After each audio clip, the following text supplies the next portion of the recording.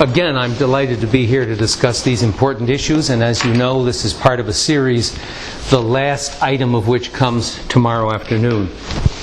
I will try to make the discussion today self-contained for anyone who missed the discussion yesterday, but there is a series outline which will give you a very brief indication what we discussed yesterday. Now, the notion of normativity is broad, and the term normativity is one of those big words in English that are used in multiple ways. So there are many references of the term normative, which is semi-technical. They include concepts, properties, propositions, and many other elements. I'm going to be interested particularly in properties, but let me say that an anchoring of the normative can be achieved if we think of the intrinsically good and the intrinsically bad as paradigms of the normative, axiologically speaking from the point of view of the theory of value. From the deontic point of view, the point of view of the theory of obligation, the notion of wrongness and the notion of obligatoriness are paradigms. So the normative, in the clearest instances, involves some connection with what is intrinsically good, as enjoying music, for example, what is intrinsically bad, pain, for instance, or what is obligatory, the obligation to avoid killing, lying, breaking promises, and so forth. Now, normativity then in the abstract can be thought of as the property of being normative. For instance, the property of being obligatory would be a normative property. Now, I'm going to make a distinction that is not usually made, and it may give rise to questions and indeed controversy. It's the distinction between what is normative in content and what is normative in upshot, in significance, implication. Consider pain. The notion of pain is broadly psychological. You don't need any normative concepts to understand what pain is, though of course if you have normative concepts, you're very likely to think pain is a bad thing. But that is to predicate something normative of pain. It is not to imply that pain itself is conceptually normative. Moreover, the criteria for determining whether someone is in pain do not include determining whether there is any obligation. We can find out whether the patient is in pain by asking the patient and observing behavior. Later, we decide what we ought to do. We do not have to decide what we ought to do in order to tell whether the patient is in pain.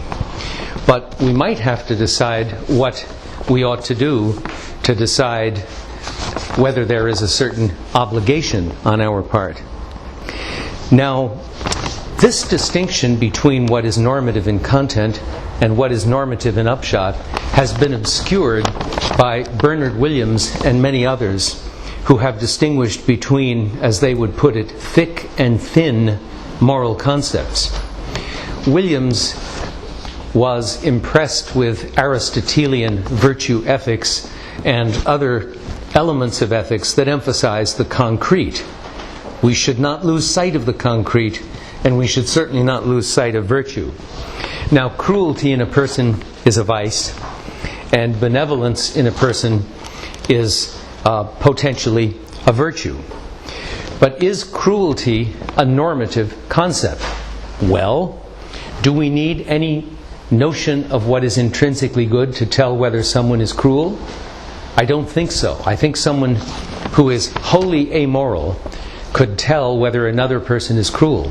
Second, are the criteria for determining whether someone is cruel normative? I don't think so. If you know that someone is strongly motivated to cause pain to other people for its own sake, not instrumentally, and if the desire to cause pain is sufficiently dominant in that person's psychology, you may conclude that that person is cruel. Now, of course, cruelty is a bad thing. So the concept is normative in upshot, but it is not normative in content. Now, benevolence is a little different. A person who is benevolent has goodwill. Goodwill has to aim at doing good things for others, at least where we're talking about benevolence. But of course, you can't aim at doing good things for others without having some sense of what is good and what is not. If you are completely mistaken about what is good for other people, you can try to be benevolent, but you cannot be genuinely benevolent. Now, interestingly, you can imagine someone who is rather naturally benevolent by doing good things for others out of a sense of what makes them flourish, but not under the concept of the good or perfection or anything overtly normative. So in my work on virtue, I have emphasized how one can be more or less self-consciously virtuous. But I would say that benevolence could be called a thick normative concept. It isn't necessarily moral, by the way, because you could be benevolent in doing good things for others. For instance, reducing their suffering and enhancing their happiness without any moral motivation. And not all the goods in life, of course, are moral. So, though benevolence in a mature person will have a moral aspect, the concept is not intrinsically a moral one. So, benevolence is normative to a certain degree in content as well as in upshot. Of course, something can be normative both in content and in upshot, but a notion can be normative in upshot, like pain or pleasure, and not normative in content. All right, we may want to discuss that. Let me go to part 2, which has to do with the philosophical motivation for naturalizing normativity. Perception has a very high authority. It has normative authority, chiefly epistemological, ontological authority, and psychological authority. The normative authority of perception can be illustrated very simply. If you actually see a hand, you are justified in believing that there is a hand here. So perception gives you grounds for belief, whether you actually form beliefs from all your perceptions or not. And we do not, I think, form beliefs corresponding to every perception. But of course, if you see my hand, then my hand is real. So perception is a relation to things that are real. And the ontological authority of perception resides in its giving us good ground to posit the reality of things that come within its scope. Perception also has psychological authority in that it compels the receipt of information and often the formation of beliefs. If you see my hand, you get visual information whether you believe anything or not. But if you see my hand and you ask yourself whether there is a hand, thus putting the proposition before you that there is a hand, you cannot help believing that proposition. Can anyone who sees this hand think about there being a hand and resist believing that there is one? I don't think so. If you have that kind of control of your belief system, I would worry about you. We aren't supposed to have that kind of control of our belief system. Beliefs are supposed to give us a map of the world, a map that we draw rather naturally and effortlessly. We can improve it by investigations. But if nature did not give us a basic map of our environment, we would be in no position to conduct fruitful investigations. Okay, so there is perceptual compulsion. It involves information and it involves propositions which we have to believe when we consider them in the light of perception. Now, this is only part of the motivation for naturalization. There are ontological motivations as well, and I'll talk more about those tomorrow. But let me go on to naturalization projects. Now, In this case, today, I'm going to talk mainly about naturalization projects in ethics and in the theory of practical reason. I will talk about naturalization in other domains tomorrow. Now, let's talk about naturalism in ethics.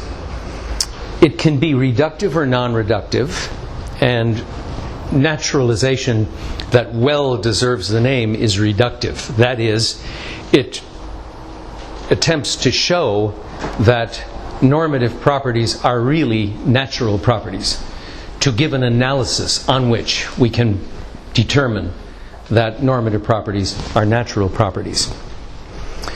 But of course, you could hold that it's just an empirical truth, though of a deep kind, that a normative property is natural, or you could hold that it's an analytic truth. Utilitarianism gives us an example of both cases.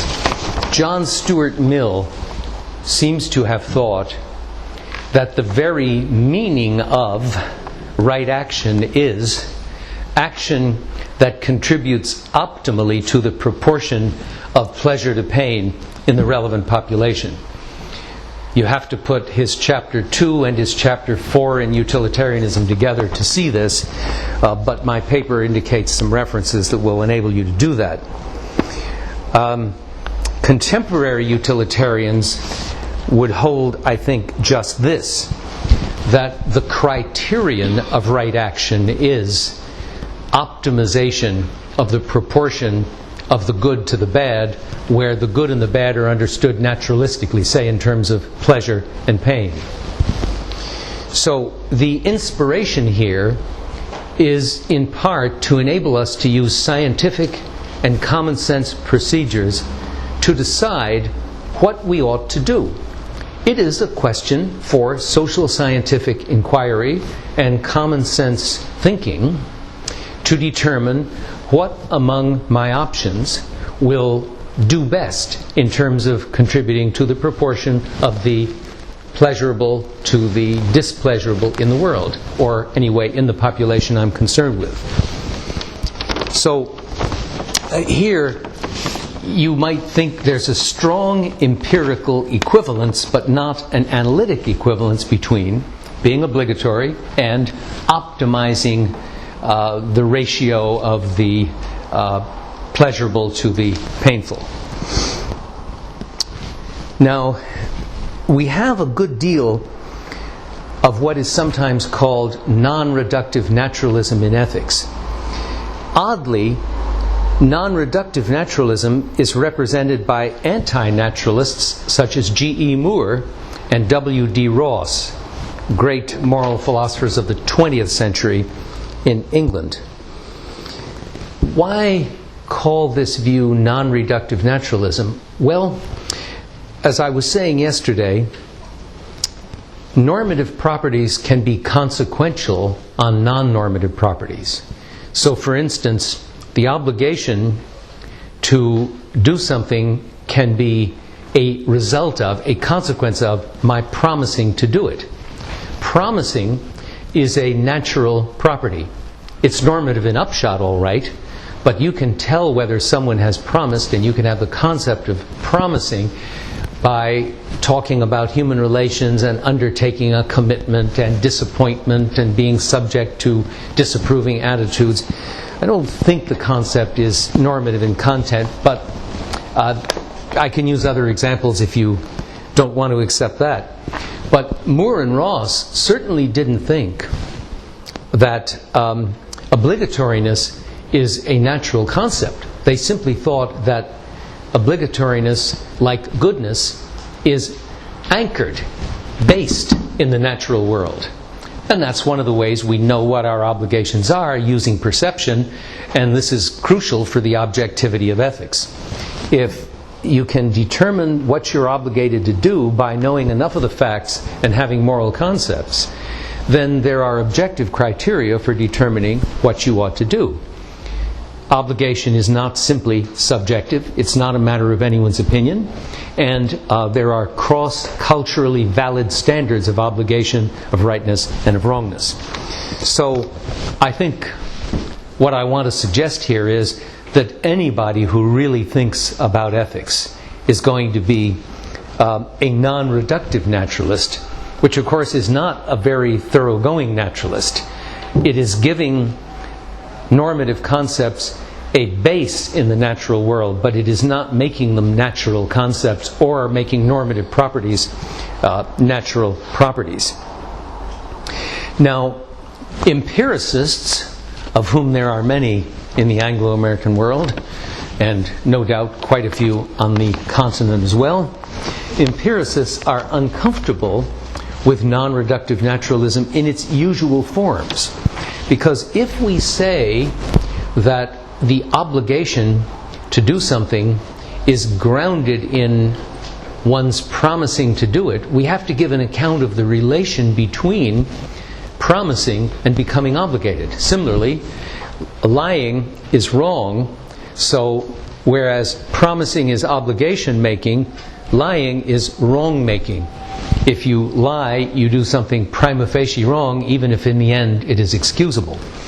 Now, what kind of proposition is it that we affirm when we say if you promise to do something, you have a prima facie obligation to do it?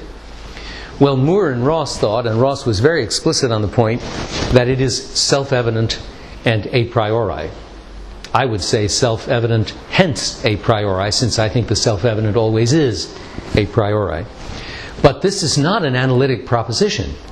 And as you probably know, empiricists hold that if there are any a priori propositions at all, they are analytic.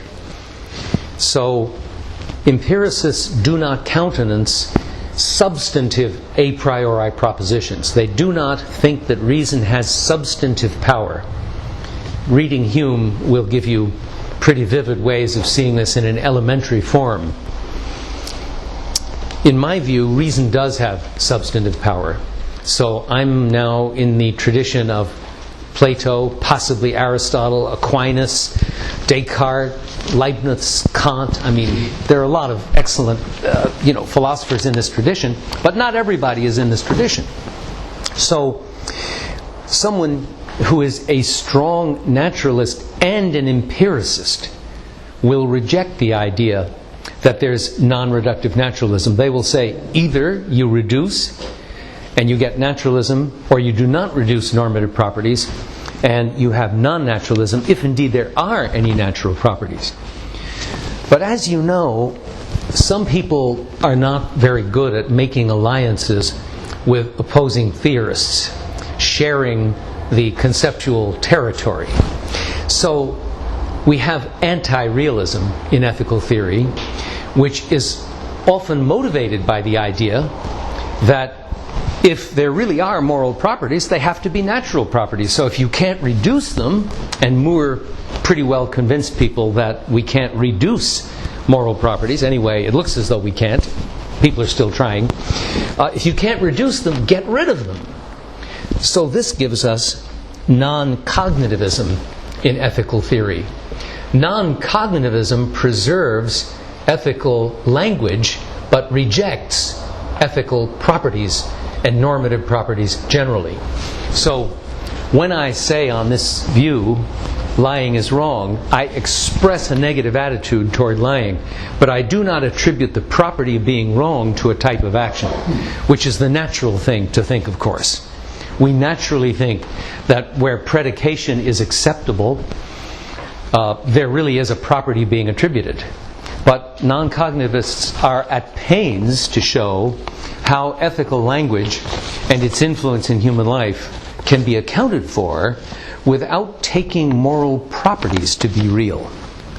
Now, lately there's something else that you may have noticed on the scene, and I think a source of it is the American philosopher John Rawls, who was very much influenced by Kant and who has influenced Kant's studies in the United States more than many people realize. Rawls has had a lot of very influential students like Christine Korsgaard and Thomas Hill and others I could name. And the view that Rawls was attracted to is called Constructivism. I think it takes its name from the idea that we construct obligation from an appropriate procedure, presumably using the categorical imperative or some other such procedure. Now, the constructivist tries to capture cognitivity, truth value, without realism. That is quite a trick, isn't it? So whereas the non-cognitivist thinks that when I say something's wrong, I'm expressing a negative attitude but not making a predication, the constructivist says, I am saying something true, but I'm not saying something that matches moral reality. Now, in work I refer to in the paper, I suggest that constructivism is an unstable position. Understood one way, it takes us toward non-cognitivism, which is not the intention, because then we don't get cognitivity or truth value. Understood in another way, it takes us toward reductive naturalism, which of course is a form of realism. If you reduce moral properties to natural properties, and there are natural properties, you are of course a realist. So, just to give you an idea, if to be obligatory is to be such that one would command the act on the basis of using the categorical imperative framework, then if there is an objective naturalistic concept of applying the categorical imperative framework, obligatoriness turns out to be a complicated natural property. So constructivism is an interesting category which I won't pursue further at this point. What I want to do now is move to part 4 and talk about the naturalization of practical reasons. A number of naturalistic thinkers take the view that if there really are normative reasons, they had better be instrumental reasons. Now, what does that actually mean? Well, David Hume is historically the most important source of instrumentalism in the theory of practical reason. Hume said, as some of you know, reason is and ought only to be the slave of the passions. By that he meant reason is the instrument of desire. And he said strikingly, it is not contrary to reason to prefer the destruction of the world to the scratching of my finger. Now, how could anyone say that? Well, if you think that my reasons are derived from my desire system, and I want to avoid the scratching of my finger more than the destruction of the world, you may call me crazy, but I'm not acting contrary to reason if I say, oh, no, you mustn't scratch my finger, let's all die, it'll be painless anyway. Well, this is insanity, and nobody really believes this, but one tries to make sense of it by building into the Humean framework certain kinds of constraints, which I will come to. Just to give you a nice contrast and a little of what I call literary relief, let me give you a quotation from Shakespeare's Hamlet. Hume said that reason is the slave of the passions. But Hamlet said, give me that man who is not passion's slave, and I will wear him in my heart's core, nay, in my heart of hearts. So, the one thinks reason is the slave of the passions, meaning the instrument of the passions, and the other thinks far from it. We shouldn't be slaves of the passions. Now, of course, Hume had a view of the calm passions and the violent passions, and when you read him carefully, you realize that his wisdom outstripped his theory. So, to be fair, and I've written on Hume, you get from the author treated sympathetically a better theory than the official version. Nonetheless, the official version has had its influence. Okay. So, what is a rational action on the instrumentalist view? It's an action that maximizes desire satisfaction. And if you think about the desires natural to us human beings, you don't get such strange results. Most of us want health and intriguing activity, social relations at a high level. So the desires natural to us are the desires which people who hold entirely different theories would probably say are rational. So, as often happens, we find philosophers holding very different theories, mutually incompatible, which extensionally, in terms of their judgments of particulars, overlap dramatically. So, if Hume and Kant, who are very different theoretically, met in a social club and talked about the state of the world, I think they would have agreed on a great deal. Similarly for Mill and Kant. And Bentham, I might add, believed so much in the possibility of human agreement that he wrote in his will that his mummy had to be brought forth in University College London on certain occasions in perpetuity. And you can still see, some kind of mummy of Bentham in University College London, if I remember. It is University, not King's, is it not? I think so. Okay. Now, when people object to a theory, its sophisticated defenders will bring in qualifications. So we have constrained instrumentalism. Why do we need constraints? Well, look, suppose I believe that the fastest way to get downstairs is to open my umbrella and jump out the window. Well, that belief is irrational. So even if getting downstairs is the thing I ought to do to satisfy my strongest desires, you can imagine the building's on fire, it isn't rational to act on an irrational instrumental belief, right? Rational action should not only serve desire from the instrumentalist point of view, but it should be guided by a rational belief. So if you look at the constrained instrumentalism of Richard Brandt, who taught for years at the University of Michigan, major 20th century ethical theorist, and his successor Peter Railton, you'll find that there are constraints on the instrumental belief, the guiding belief, that takes action to the goal of desire satisfaction. Now, what is especially significant about that is that if you're interested in the project of naturalizing practical reason, you now have to bring in the notion of rational belief. But the notion of rationality is normative, so now you have epistemic normativity as a burden to bear in the course of defending a naturalization project that attempts to naturalize practical reason. So the way I put it is to say that the project of naturalizing practical reason is not self-contained. It can't be carried out without naturalizing theoretical reason as well. Well, can we naturalize the notion of rational belief? Brandt thought so. He did not, in my judgment, succeed. We have reliabilism in the theory of justification in contemporary epistemology, where I also do a lot of work.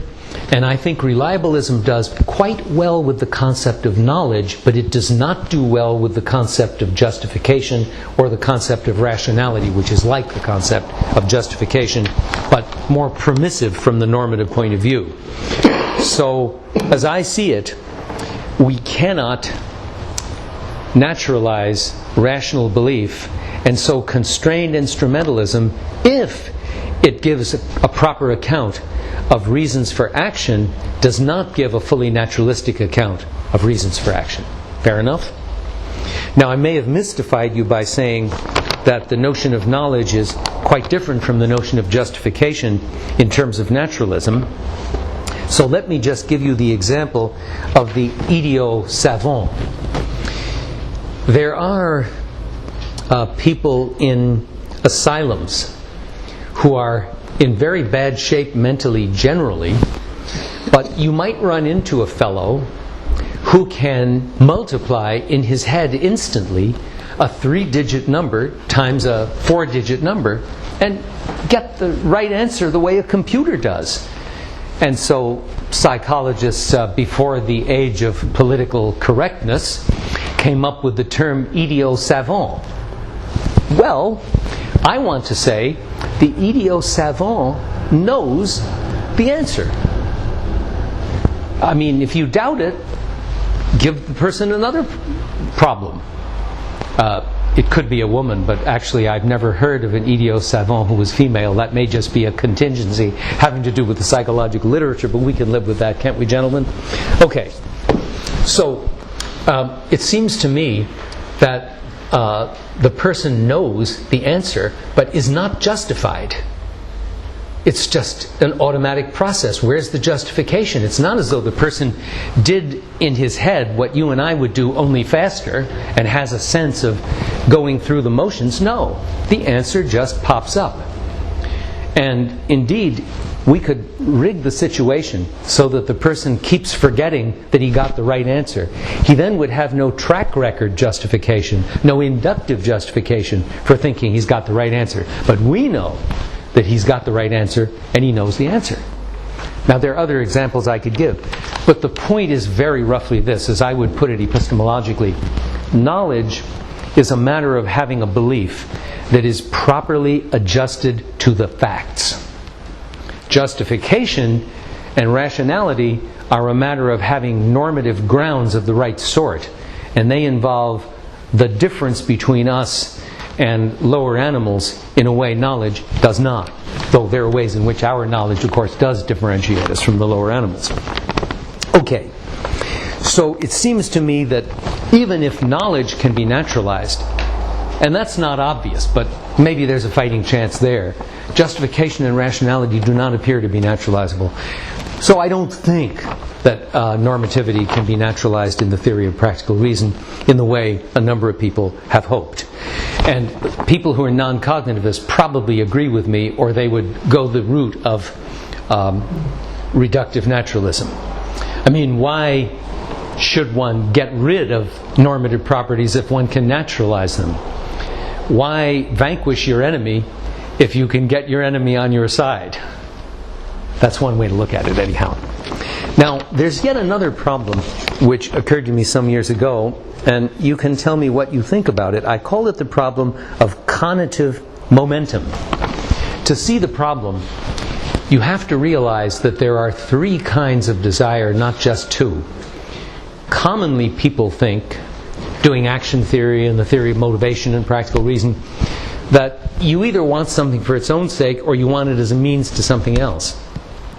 But the fact is, you can have a merely non-instrumental, but also non-intrinsic desire. You can want something, but not for its own sake and not as a means. So here is an example. It's an example of cognitive momentum, the momentum of desire. I want to go to the bookstore, and I go down to my driveway and say to someone, would you mind moving your car? I want to go to the bookstore. And I'm asked, what's your reason for wanting to go to the bookstore? And then it dawns on me, I can't remember what I wanted at the bookstore. Maybe I wanted a book, but I can't remember what it is. But the fact is, I had a desire to go to the bookstore. And in order to satisfy the desire, I had to get the other car out of the way. But did I have a normative reason or any kind of good reason for getting the car out of the way when I merely wanted to go to the bookstore and didn't know why? There's nothing attractive about going to the bookstore for its own sake. But if I didn't know why I wanted to go there, I can't have an instrumental desire either.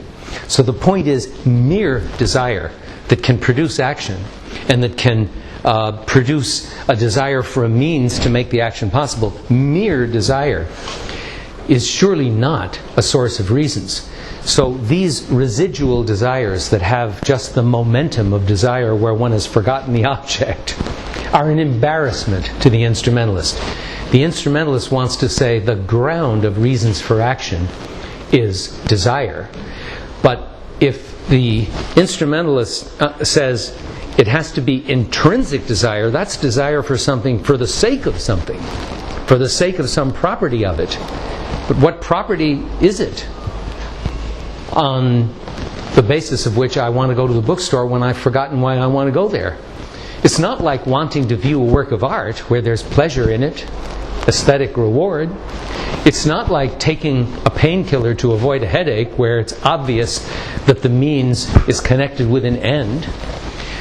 As I said before, the full implausibility of instrumentalism in the theory of practical reason does not come through until you drop the presupposition that our desires are the normal ones we human beings are driven by. Nature has given us a certain set of natural inclinations, and as it happens, satisfying those natural inclinations normally corresponds to a measure of rationality. All right, let me go to part 5, and I'll move as quickly as I can to the discussion period. I've been working in the last couple of years on moral perception, and in a certain way, moral perception is a natural phenomenon. So I want here then, in the spirit of ecumenical philosophical method, to offer a limited naturalization to my naturalistic colleagues. Now, is there really moral perception? Moral perception isn't just perception of a moral phenomenon. A puppy new to the world can perceive an act that is wrong, but you and I can perceive wrongdoing and perceive it morally. If we see an old man stabbed by a teenage boy who takes his wallet, we're revolted, and the disapproval we feel is moral. So there's a perception with a phenomenal element in it that is colored by a moral sense of wrongdoing. And to take a different kind of case, if you're observing a soup kitchen in which the homeless come through and are given a ladle of soup, and you watch 1, 2, 3, and then comes a scruffy fellow smelling of garlic, and he gets a half portion. You have observed unfair treatment. For us, this is a moral perception. It isn't just a perception of what is morally wrong. Now, this is real perception. There's a causal relation between the object, the act seen, and the impression one has, and there's no question that there's a reality being observed. So, in a way, the perception is, as usual, a very natural phenomenon, a route to knowledge, a guarantee of the reality of what is seen. So far, I'm treating moral perception as a rather natural phenomenon in human life. But the one thing I haven't said is that the moral property, which you see, the wrongness of shortchanging the scruffy fellow, I haven't said that the wrongness is a natural property. So very roughly, the way my theory works, the base properties for wrongdoing, the properties on which wrongdoing is consequential, do the causal work.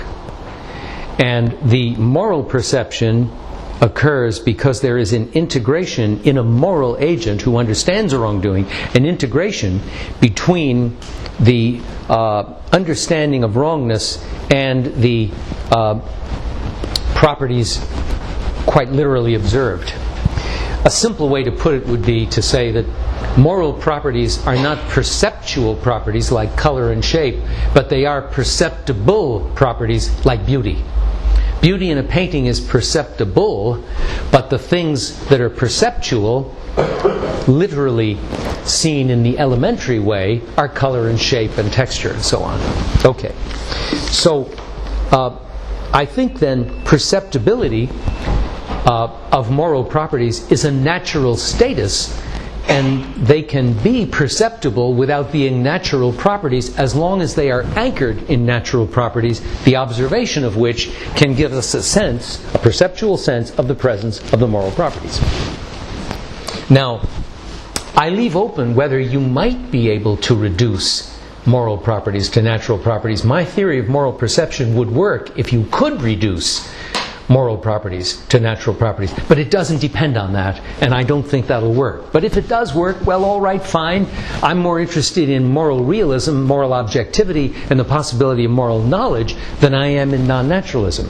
So as compared with the main 20th century intuitionist theorists, I don't make metaphysical non-naturalism a crucial part of my theory.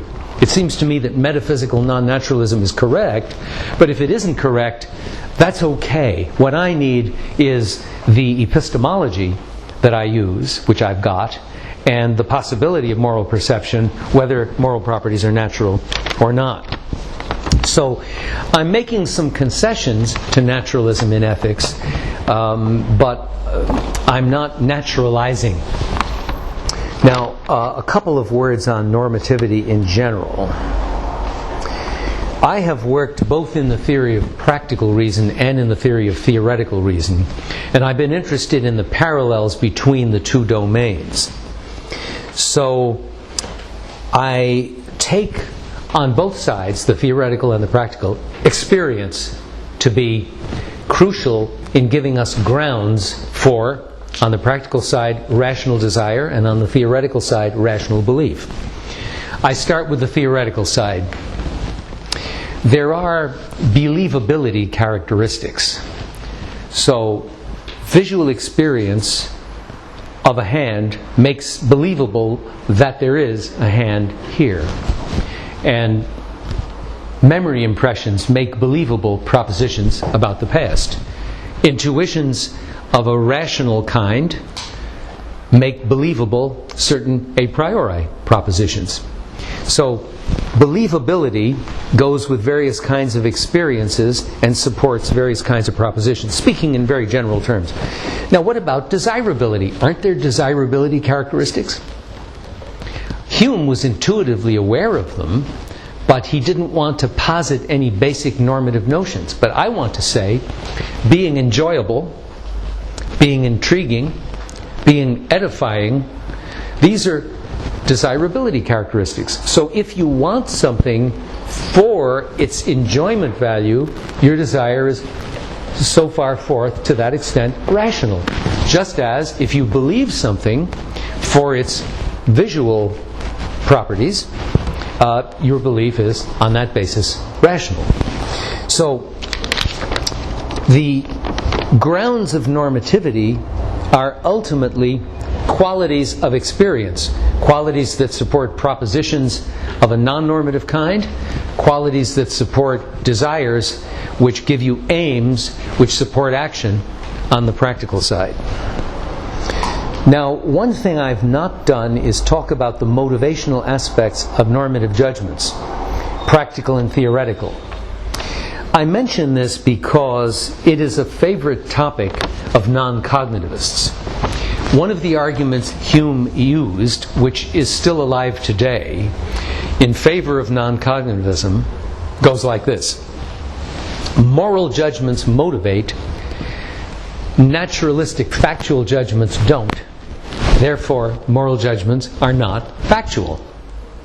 And they express attitudes, but they don't predicate anything the way a factual judgment does. What did he have in mind? He had in mind this. If I judge that all things considered I should do a deed, that self-addressed moral judgment motivates me. And yet, just the judgment that the table is wooden doesn't motivate me. It's just a factual matter. Well, of course, this is naive, isn't it? With weakness of will, someone can believe he ought to A and not be motivated to A. And I can also believe the curtains are on fire, which is a factual matter, and be motivated to get out of the room. So the argument is just insufficiently developed. Now, what I would myself say, to capture what is sensible in the idea that reasons and the sense of obligation are motivating, what I would say is this. If you are a rational person and you are integrated, well integrated, then if you judge you ought to do something, you will be motivated to do it. But what holds for rational persons doesn't have to hold for every case of moral judgment. So I accommodate the motivational requirement by making various distinctions and talking about rational persons. The last point concerns something about normative judgments that I think has general interest. I think that intrinsic value and likewise obligation, are organic. So the aesthetic value of a painting is not just the sum of the aesthetic values of the parts. If you divide a painting into 1-inch squares, every single square can be ugly. But if you look at the painting as a whole, the way the elements come together can yield beauty. And if you think about how complex your relations to other human beings are, you may be aware that your obligation is not very clear until you put together any number of elements in the relationship. And again, you cannot add pluses and minuses as Benthamite utilitarians hoped to do, getting the overall obligatoriness of an act as the additive sum of the prima facie obligations that might go into the whole. So normative judgment, whether of justification in the theory of theoretical reason or of obligation in the theory of practical reason, overall value, overall normative matters are organic. They are complex, and they thus leave room for a certain autonomy of judgment. This now is very much akin to Aristotelian phronesis. It's been around a long time. I don't propose in my ethical theorizing to do away with practical wisdom, but we should assist practical wisdom wherever we can with the clearest principles we're able to formulate. So there's no algorithm for correct moral judgment, but it doesn't follow from that there are no clearly right and clearly wrong moral judgments. I think there are. I think perhaps at this point we ought to begin discussion. I won't even read you the last concluding paragraph. I think that would take too long. So I think the floor is open. I'll take a seat and we'll proceed from there. Thank you.